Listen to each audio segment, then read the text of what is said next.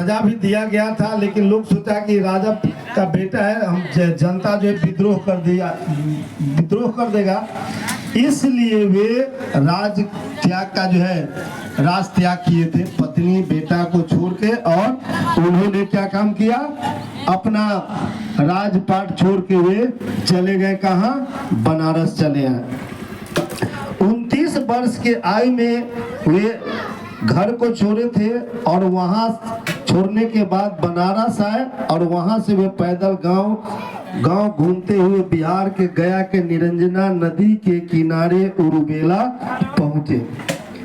ये तथागत गौतम बुद्ध के जीवन का ये बहुत बड़ा मोड़ है, सिद्धार्थ के जीवन का एक बहुत बड़ा मोड़ है। बुद्ध राजपाट को छोड़ते हैं और आ जाते हैं बनारस, और बनारस से आते हैं गया, और गया हमारे यहाँ से 130 या 40 किलोमीटर होगा, यहाँ से पटना से 100 किलोमीटर है। उन्होंने परिवारजों के साथ तपस्या प्रारंभ की और तपस्या में उन्होंने अपने शरीर को अति कष्ट दिया। बनारस से गया आने के रास्ते में उन्होंने जो लोगों का समाज देखा, जब सिद्धार्थ बनारस से गया है तो क्या देखते हैं, सामाजिक बनावट को देखा, समाज को देखा, ढोंग ढकोसला को देखा, अंधविश्वास देखा, दो समाज के बीच गहरी खाई देखी, गरीबियों को दुख को देखा। उन्हीं लोगों को दुखों का हल ढूंढना उनके तपस्या का मकसद था। तपस्या में लोगों को दुख का हल नहीं मिल पाने के कारण उन्होंने तपस्या छोड़ दी और उरुबेला छोड़ दूसरी जगह निरंजना नदी के किनारे पीपल के विशाल वृक्ष के नीचे बैठकर मूल समस्या का हल ढूंढने के लिए चिंतन मनन करने लगे। और गहन चिंतन मनन के बाद 35 वर्ष की आयु में वे ज्ञान प्राप्त हुआ, और जब ज्ञान प्राप्त हुआ तब वे कहलाए बुद्ध, और बुद्ध का मतलब होता है ज्ञानी। तो सिद्धार्थ से वे बन गए अब बुद्ध।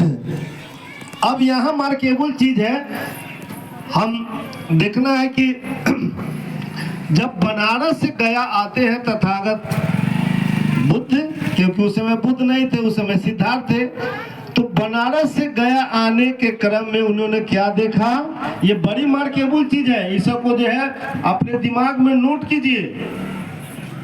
उन्होंने इस समाज को देखा, सामाजिक बनावट को देखा, जात पात देखा, छुआछूत देखा, ऊंच नीच देखा, यही सब सारी चीज सिद्धार्थ ने देखा बनारस से गया आने के क्रम में।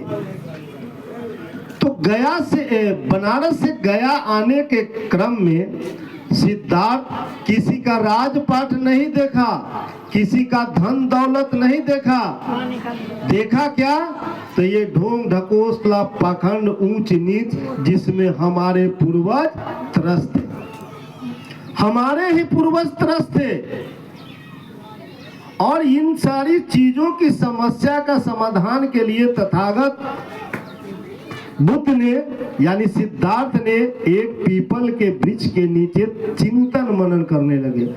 आप भी चिंतन मनन देखिए, चिंतन मनन करने आदमी जो है शांत चित्त बैठ कर उस समस्या का समाधान अपने ढूंढने लगता है, और वे ढूंढे, और जब उनको ज्ञान प्राप्त हुआ तब बुद्ध कहलाए। और पहला उपदेश जो उन्होंने सारनाथ बनारस में दिया, और एवं प्रकार से ये घूम घूम कर जो है अपना विचार को जो है फैलाते रहे, और फैलाते फैलाते जो है दुनिया के कई देशों में इनके विचार को मानने वाले लोग हुए। गौतम बुद्ध ने 5 सील दिए थे, हमें जीव हत्या नहीं करनी चाहिए, चोरी नहीं करनी चाहिए, झूठ नहीं बोलना चाहिए, बेविचार नहीं करनी चाहिए, नशीली वस्तुओं का सेवन नहीं करना चाहिए। ये तथागत गौतम बुद्ध का 5 सील था।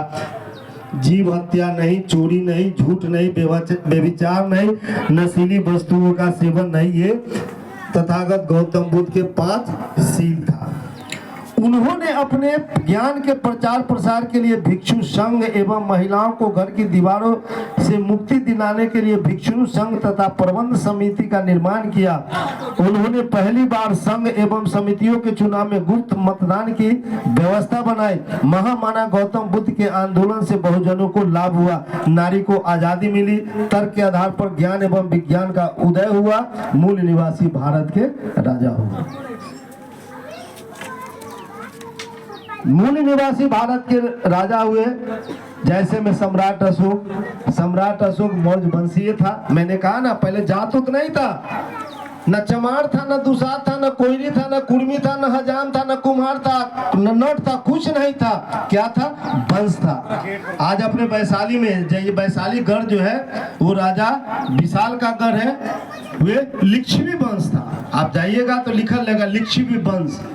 तो लिच्छवी वंश था, मौर्य वंश था, चोल वंश था, पाल वंश था, नंद वंश था, कोलिय वंश था, ये वंश था। तो ये जाति तो बाद में बनी, जातियां जो है बाद में बनी।